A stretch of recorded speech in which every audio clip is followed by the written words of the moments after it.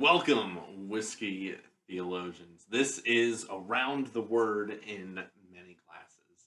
And today we will be drinking Jameson and talking about the Old Testament reading from January 3rd from 1 Kings chapter 3. So, kick back, relax, pour yourself a drink, and let's get going with this. So, today on the docket we have Jameson. Now, you might be wondering, why the mini bottle, the 50 milliliter bottle of Jameson? Well, there are a couple of reasons for that. First of all, cheap, and these are cheaper than the big bottles. And yes, I know by ounce that's not the case. But there's a second reason which makes this make sense.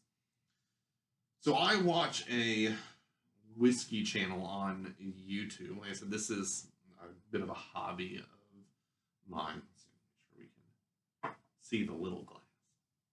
It's a bit of a hobby of mine, and I watch a whiskey channel on YouTube, and they recently spent a little bit of time talking about the Jameson cask mates, particularly the stout edition. Quite frankly, the IPA edition doesn't interest me that much for whatever reason. Maybe it's because I prefer stouts to IPAs in general. But if you've had the Jameson IPA, or the stout for that matter, or even this Jameson, let me know what you think of it. Because I'm definitely open to it. I'm just less interested in the IPA personally. But this channel featured the Jameson Caskmates. Now, this is not the Jameson Caskmates. Instead, this is just the standard pot still, triple distill, all that good stuff, Irish Jameson whiskey.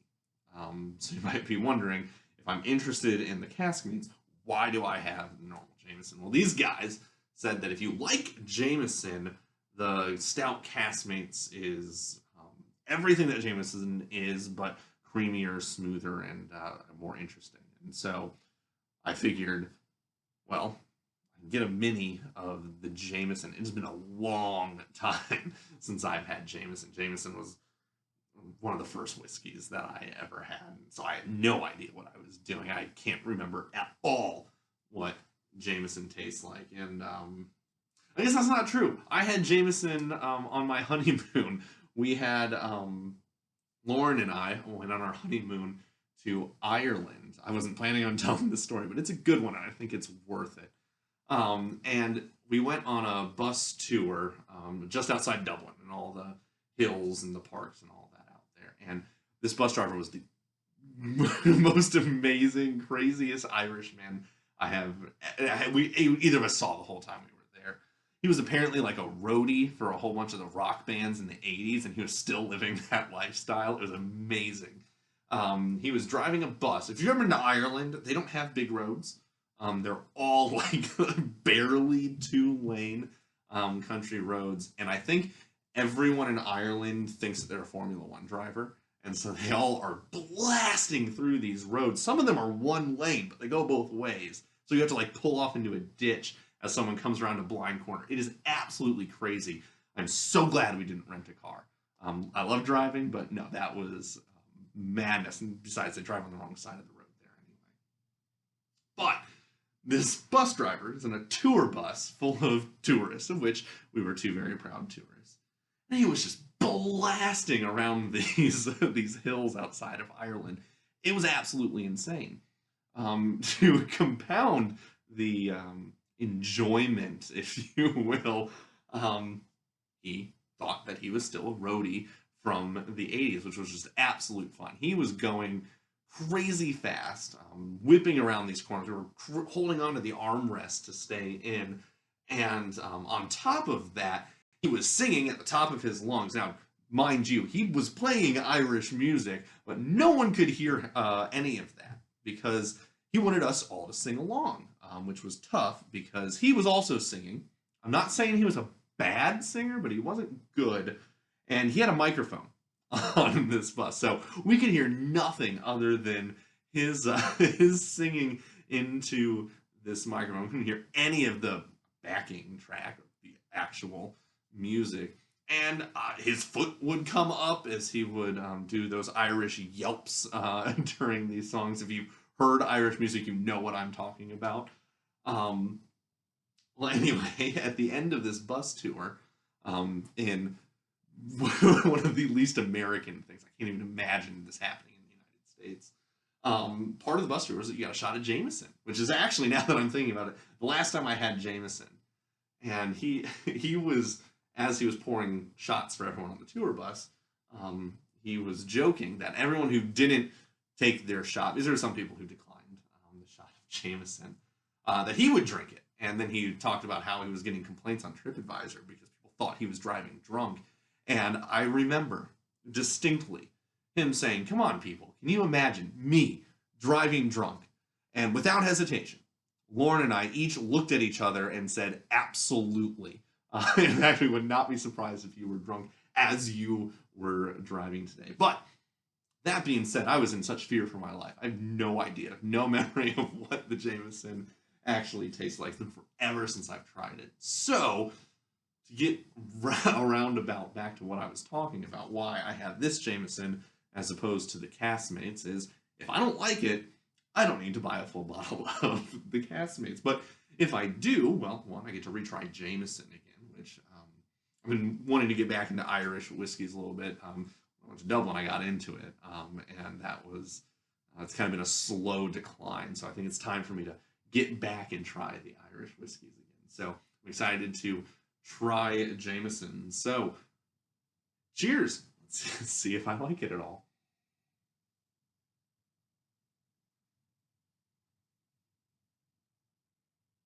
Oh, there's absolutely nothing wrong with that.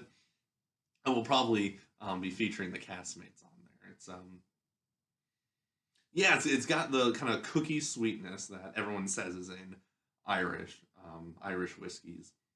There's a little bit more of a kick at the end than the Glen Moray, which I did in the only other video that I've done. By the way, yes, I am wearing the same shirt.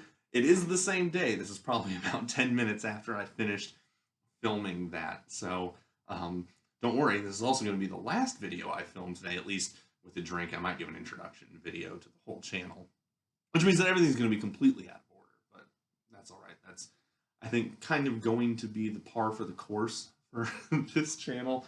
I'm just going to do things as I feel like doing them, and I wanted to do these more than do an introduction video. Can't imagine why. So there's a little bit more of a bite at the end, but yeah, definitely a lot of that kind of cookie, butter cookie sweetness coming in. I had a Bushmill 16, which was given to me by my uncle-in-law, I guess is what you would call him, which I will definitely do a video with that one. It's a very good whiskey. So this is definitely a little bit harsher, a little bit more one note than that one is. That one had a whole lot of extra layers that this just doesn't. But in the same 750 milliliter, this is $80 cheaper at least. So you would almost expect that it would be a little bit more one note. But yeah, it's I think I like this. I might have to give more Jameson some airtime in the future, at least with me, not necessarily with you guys. But yeah, definitely be looking forward to the Stout Caskmates. That might be one of my my shortly upcoming acquisitions.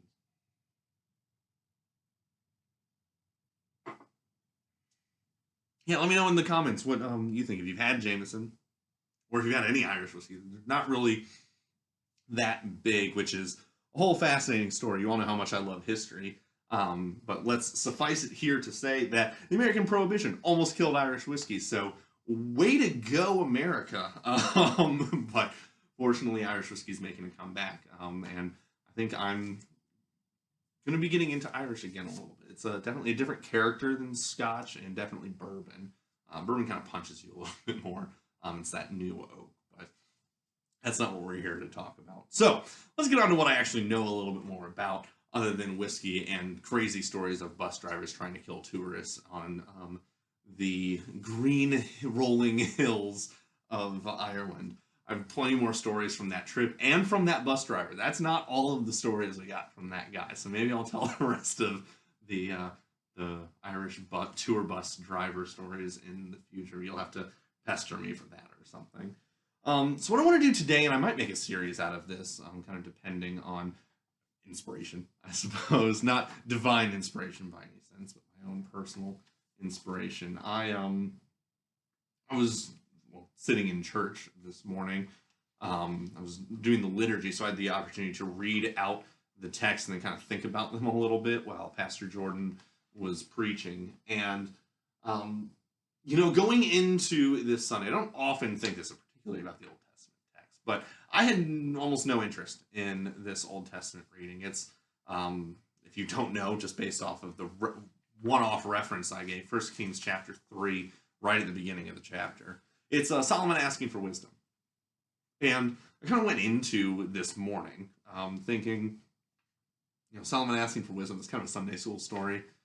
I'm sure there's something there, but I don't really know what it is. Or I don't know how significant it is. And so I was kind of sleeping on this text, which is interesting because I assigned it to my confirmands to read. Did I even read it? I might have. I made my confirmands do kind of dramatic storytelling. It's coming up next Sunday, so hopefully that goes well. I have all the confidence in the world. My confirmands are great. I'm really excited actually to see how they tell some of these stories. I'm pretty sure Solomon asking for wisdom was one of them, although it may have been one that I cut from the list because I did have a few extras. The era of the kings that we do kind of skip over, huge swaths of it, not only in the liturgical calendar, but also just in our own reading of the Bible. Quite frankly, because a lot of it's really tough because we don't have a context for it. A lot of really neat stuff happens in those chapters. Don't sleep on them. They're really, really good. Lots of really, really good stuff going on there. So I would definitely recommend looking into that if you haven't before. But yeah, this the text didn't really, I don't know, it didn't jump out to me very much. But then I read it. Specifically, I read it during our 8:30 service. So if you went to the 8:30 service or you watched our live stream, or you can go on our Facebook page and watch the recording there, you can watch me and try to see the moments where I'm making these realizations that, there might be more going on here than I first thought. I might have been sleeping on this text a little bit. There might be more that meets the eye. And I kind of decided in that moment that maybe I'll do this, something that's either not preached on because I'm not the one preaching, or because I just am not preaching on it that Sunday for one reason or another. Or maybe it's just a part of the text I just don't touch on in the sermon. I can get on here and rant about it a little bit, kind of meander through the text and some of my thoughts on maybe the more obscure elements or the parts that don't quite fit into a sermon as well, or just a text that wasn't touched because we can only preach on so much in a Sunday. Because people will revolt if you preach on all three texts, especially if I do, because the sermon will be like an hour long. And at least in my tradition, that is too long. I think 10 minutes is probably the sweet spot for my people. But that's all right, because quite frankly, the sacrament's the center of the service anyway. So, yeah. Let's, before I ramble on too long, let's actually get to the text and read it. By the way, this is the bulletin from this morning. I have it because I wrote my notes in the bulletin. That way I can just reference straight off here. And if you can see the scribbles here, that's next week's sermon. At least the very, very rough outline of it. It's amazing to me, actually, how often inspiration strikes me for sermons during church, which is why I like to look ahead. I happen to just know the theme or the text that I'm almost certainly going to be preaching on. So that was helpful. I need to double check the text to make sure one of the phrases I want to use is in the text that we're actually going to be reading, and it's not in one of the parallels, but I'm rambling on again to the text. So this is 1 Kings chapter 3. The lectionary reading starts up with verse 4, although I think I want to reference the first 3 verses, although I won't read them when we start talking about the actual text. But before I do that, let me read through the whole thing. The king went to Gibeon to sacrifice there. For that was the great high place Solomon used to offer 1,000 burnt offerings on that altar. At Gibeon, the Lord appeared to Solomon in a dream by night, and God said, "Ask what I shall give you." And Solomon said, "You have shown great and steadfast love to your servant David, my father, because he walked before you in faithfulness and righteousness and in uprightness of heart toward you. And you have kept for him this great and steadfast love, and have given him a son to sit on his throne this day. And now, O Lord my God, you have made your servant king in place of David my father. Although I am but a little child, I do not know how to go out or come in. And your servant is in the midst of your people, whom you have chosen, a great people, too many to be numbered or counted for multitude.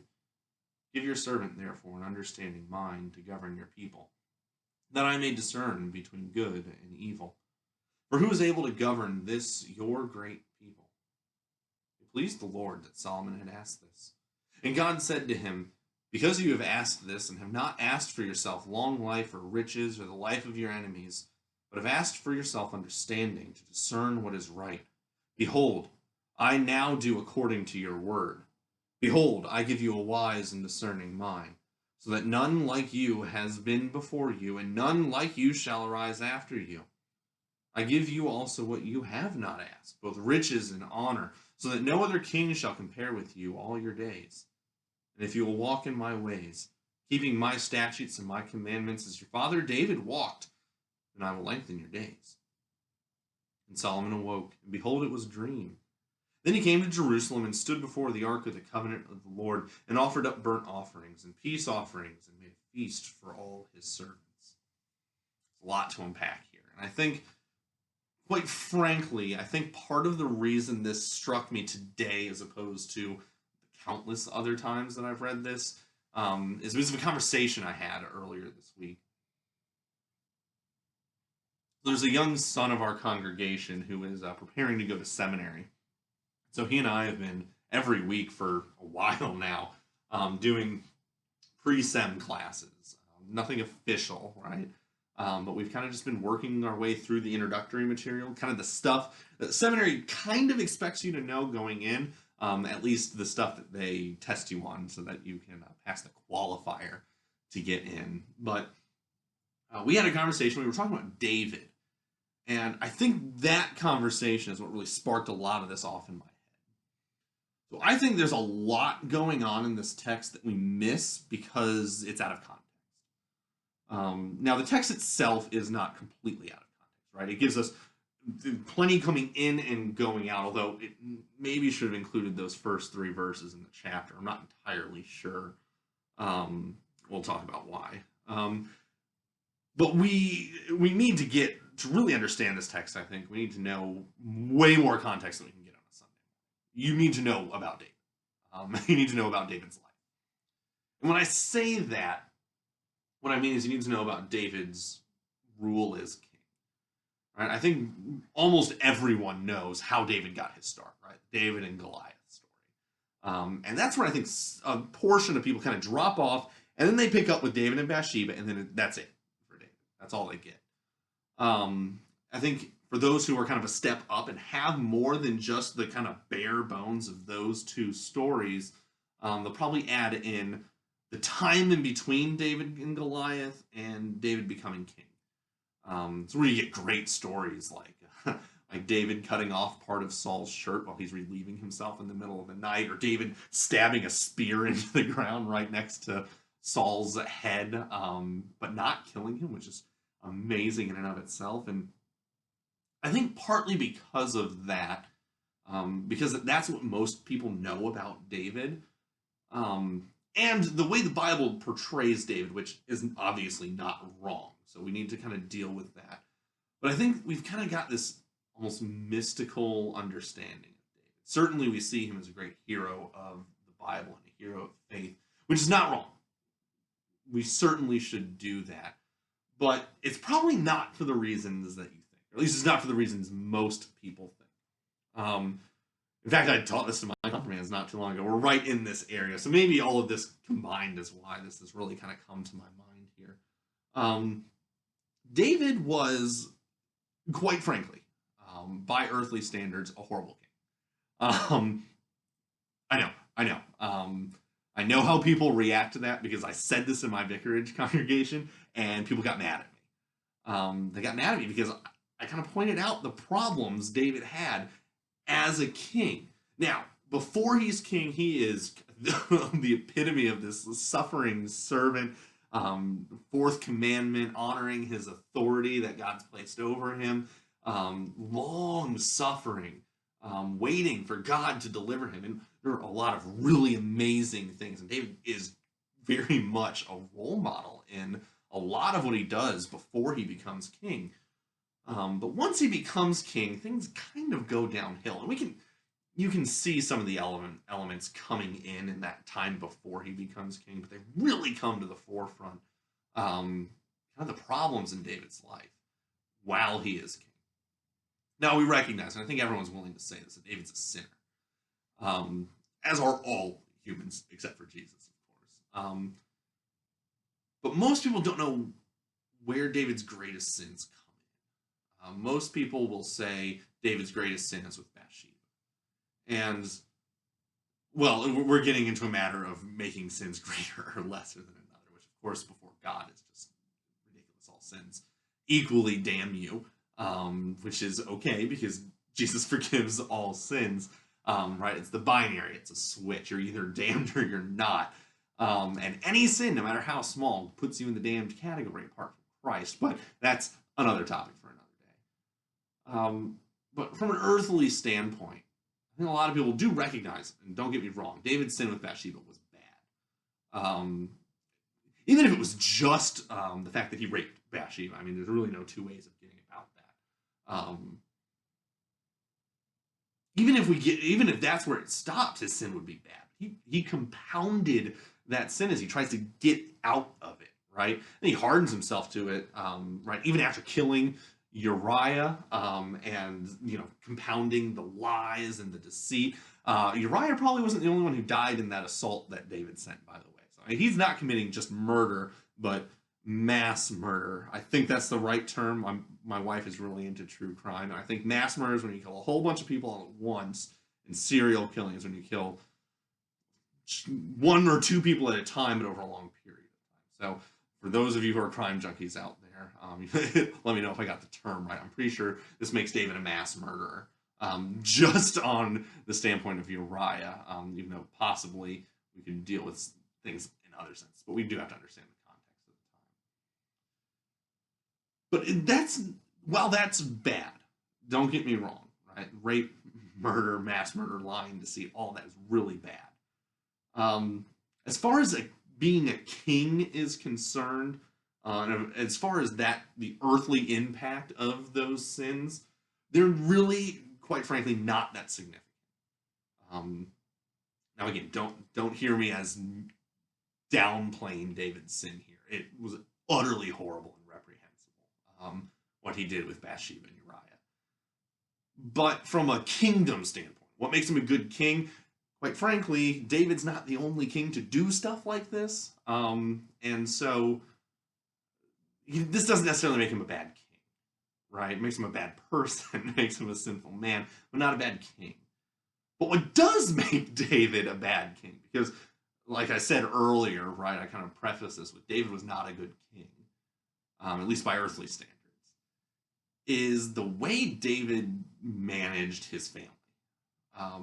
So obviously this is a compounding issue with Bathsheba, right? I mean, David was married more than once over. I don't know how many wives he had by the time he raped Bathsheba, but he was definitely married. So we're recognizing family tensions and problems there. But the way David acted as a husband and a father and a family man, and by extension king, and we'll kind of get to some of the implications of that, is really horrible. But it's less dramatic, which is why people don't necessarily know about it. So first of all, we recognize this in Solomon's later life. Having more than one wife is not a good thing, right?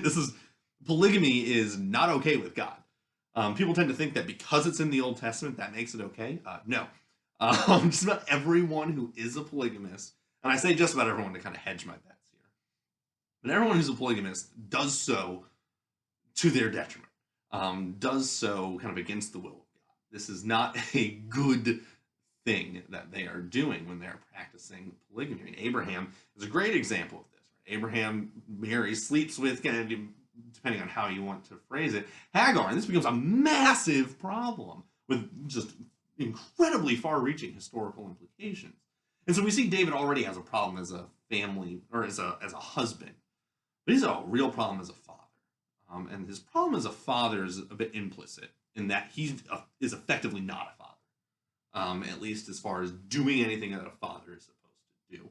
And again, too much context for us really to do in the length of video I want to do, although I'm seeing I'm coming up on half an hour here and I've barely gotten started. So strap in, pour a second drink. This one might be a little bit longer because I do have a bit of a rant to go on here. But we see throughout David's monarchy that he just doesn't parent his kids. He kind of just sends them off, lets them do whatever they want to do, and doesn't bother trying to raise them well. And this sparks off very dramatically and somewhat famously. If you've gotten to the point where you kind of know about David before Bathsheba and after Goliath, and you know a little bit more, you might know about the rebellion of his son Absalom. Not going to go into details there because this would this is necessarily something kids would be watching, this video, but that gets into not safe for children territory, even more so than Bathsheba in some ways. Go read it. It's in the Bible. It's very enlightening. If you doubt me when I say that David was not a good father, go read the story of Absalom and see what David's children thought was okay for them to do. How David's children thought it was okay to act. And quite frankly, they're copying their father in a lot of ways. But Absalom starts a rebellion over family issues, is the really, really oversimplified way of putting it. And David doesn't do anything about it, which, again, we said would extend David's lack of being a good father would extend into him not being a good king. This is part of it. Absalom revolts, and David doesn't care, for the most part. He kind of just sticks his head in the sand and doesn't want to deal with it. This is not okay. He has been given the authority by God and the responsibility by God to wield the sword, even if that is against his own children. And what I mean by that is he's given authority. He needs to be the political leader. That's what he has been anointed to do, and he fails miserably with Absalom. It gets so bad that when the rebellion finally does end, and David's mighty men and his soldiers who were fighting a civil war, let's not forget, finally win, and in their overzealousness do kill Absalom, which is probably not what they should have done, but is understandable and expected in this type of situation. Again, not saying it's not wrong, but saying that it's almost reasonable, right? Quite frankly, from a historical perspective, you get rid of people who revolt against you. It's just, right? And when you revolt, you get rid of the whole royal family, the previous royal family. This is what you do to be able to consolidate and maintain power.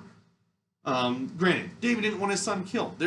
I'm not faulting David for that, but even his commander, who I think is Abner at this point, it's been a while since I've actually read through the story of Absalom, so I might be wrong on that.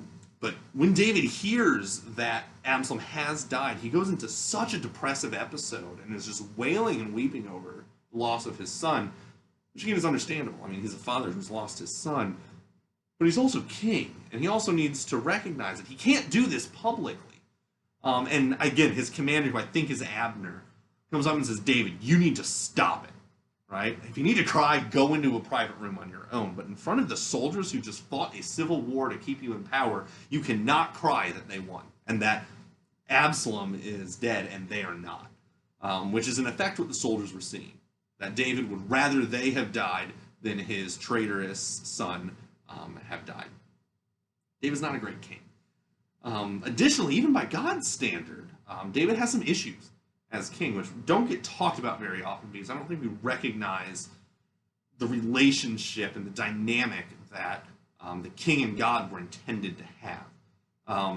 Most specifically, that the king was not God, not like all the nations. That's what they all thought. But the king of Israel was not God. He was not really even king. He was an under king. He was the king serving under God. He was not king in his own right. He was under God. And all of the kings have a problem with this. Saul gets the kingdom taken away from him because he takes the role of sacrifice upon himself. Um, and that can be a topic for another day. We can get into the details of why when Saul does it, he loses the kingdom, but when David does it twice, he doesn't, and his children don't. But, as I just said, David does this twice. The first time is fairly famous, and it actually kind of ties into Solomon a little bit more. It's when David tries to build the temple. To make a long story short, because we've just crossed over the 30-minute mark here, to make a long story short, David attempting to build the temple as opposed to letting God just stay in the tabernacle, which is he identifies as the problem, is tantamount to David saying, I want to put God in my pocket so that I can use him when I want. He's going to be in that building right over there that I built, and I'll take him out when I need him, and I'll put him back when I don't want him around anymore. And even Nathan doesn't identify this at first, and God has to yell at Nathan in a dream and say, no, you do not get to build me a temple. Now, God eventually does relent for the sake of his people, but another somewhat controversial statement, the temple becomes a constant problem for the Israelites. We can talk about that another time if you're interested.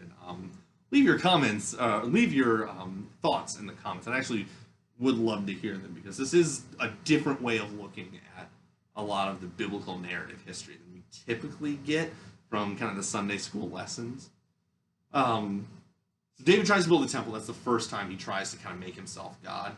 The second, which has direct impact, and I think is directly referenced in this text, is one of the last things David does, which, by the way, just before David dies, there's another civil war. So I do think there's a reference to that in our text today as well. There's another civil war because David doesn't set up secession, which is a massive problem that a lot of leaders, in fairness, have. But it is a problem that that David has. It's one of the things that makes him not a great king from earthly standards, is that when he dies, or shortly before he dies, civil wars strike out because people don't know who's supposed to be the king next. And so his children are trying to grab control. He's not teaching his kids, what God has said the plan will be. But one of the last things David does, at least one of the last things David does that's recorded, is he tries to take a census, which seems benign enough. We have a census every 10 years here in the United States. There was a census being taken when Jesus was born, right? That's probably the most famous census in all of history. But David tries to take a census, and it seems strange, but God gets very angry at David, to the point where he gives David three choices. He says, okay, David, you get, and I know they're all sets of threes, but forgive me if I get them wrong. 3 years of pestilence, 3 months of occupation, or 3 days of me smiting people, more or less. And David falls on his knees, recognizing, I have tried to count the people. I've tried to make them my people. It's really the short way of dealing with this. And David eventually says, I don't let us fall into the hands of our enemies. Don't let us fall into the hands of pestilence. If we have to die, if we have to be punished, let it be at your hand. And this is, and again, correct me if I'm wrong, the second and the only other time that the angel of death shows up. The angel of death goes about Israel and starts killing people. And David actually sees the angel of death coming towards Jerusalem, coming to, theoretically, smite him. And yet David, in praying and in repentance, which we're going to get to, is very important. The angel relents. God does relent from his furious judgment. And the place where he does relent, by the way, becomes the Temple Mount. That's where Solomon ends up building the temple. So it's really cool connections there. And looking forward to Christ as well, but not our focus for today. But I think that's directly referenced. You'll remember that Solomon said something along the lines of, who can count your people, this great multitude? His dad tried and was almost killed for it. So I think Solomon is recognizing that in this in this text here. So, why did I go on this rant about David? David's dead by the time this takes place. Well, Solomon references David a couple of times. He references David in what is, quite frankly, a memorable, it's a common way of referencing him, right? As being this upright, holy, righteous, blameless individual. And God doesn't correct him. And in fact, the Psalms speak about David this way. The New Testament speaks about David this way.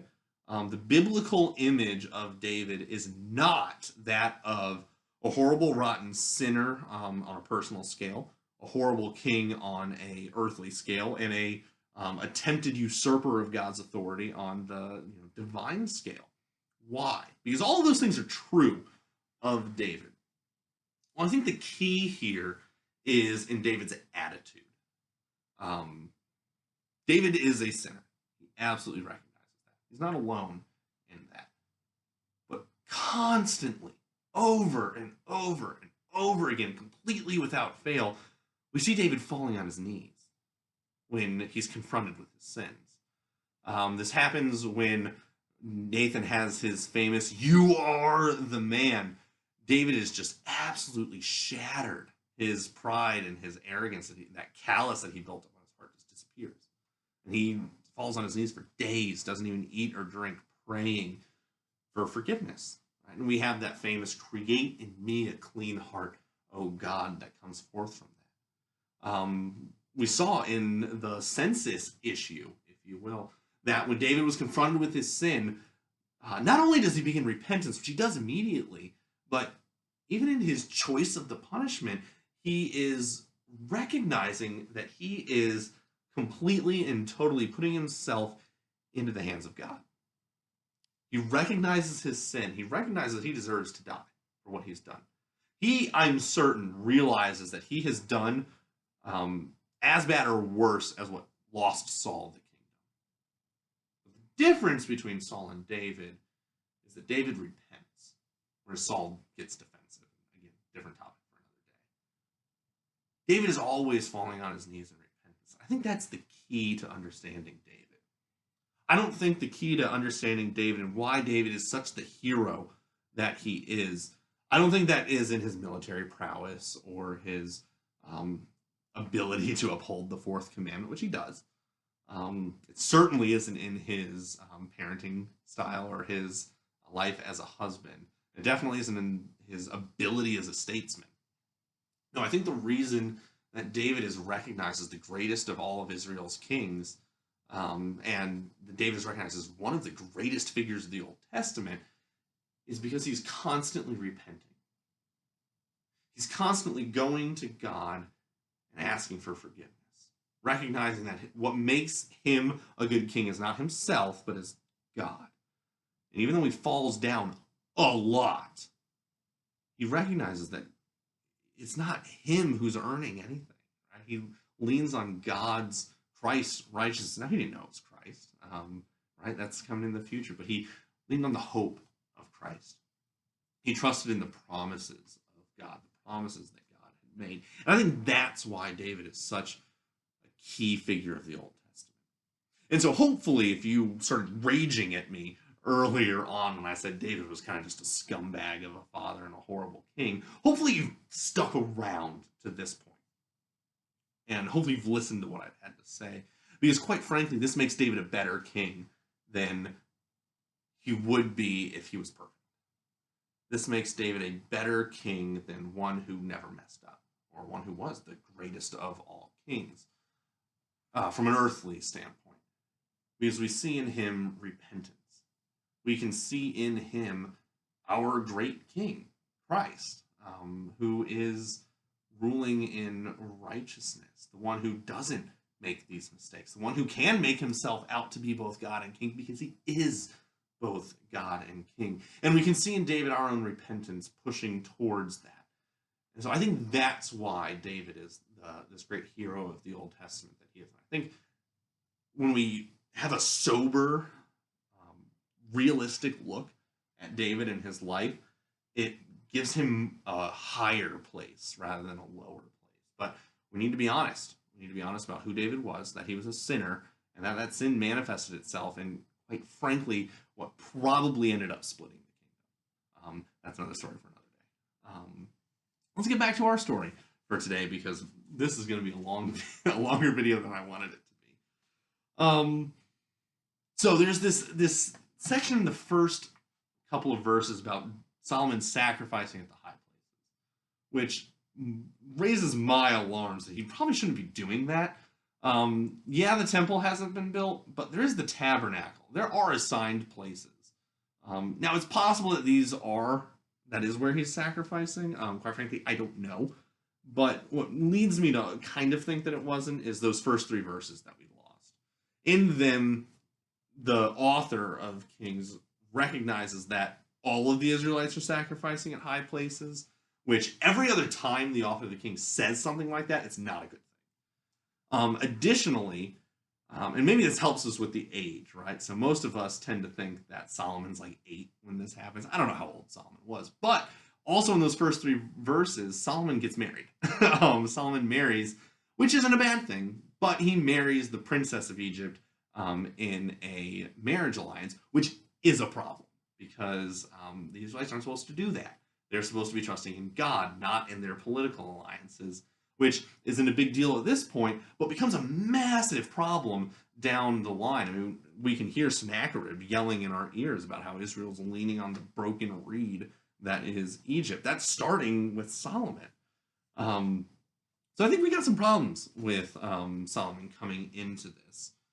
I've already talked about one of the things I wanted to spend most of this video doing, which is kind of dealing with, the verses aren't written here, but you have shown great and steadfast love to your servant David, my father, because he walked before you in faithfulness, in righteousness, and in uprightness of heart toward you. Again, I don't think this means that David was a particularly good person, a particularly holy person. I think this just means that David recognized his sins, which might be a problem for Solomon later in his life. We aren't entirely sure. Going a little bit further, we can recognize, and now, O Lord my God, you have made your servant king in place of David my father. Again, the chapter before this is another civil war sparking off. So it's less significant than the one with Absalom, but some of David's other sons, even before he's dead, try and make themselves king. And Nathan and Zadok have to kind of run to Solomon's rescue and anoint him king before his brothers anoint themselves kings. And I should have looked it up, but they ride in on donkeys. One of these days, we got to talk about donkeys in this video, because it's really fascinating. It's a whole new picture to Palm Sunday.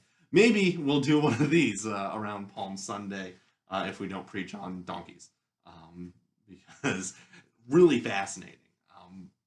In the long story short, if you don't know already, the Old Testament and the people of Jesus' day didn't see donkeys like we do. They also didn't see donkeys like we think that they saw donkeys. Whole different image going on there. But that's, again, another thing for another day. I think it's interesting what Solomon asked for. We give him so much credit for asking for wisdom, but he doesn't actually ask for wisdom.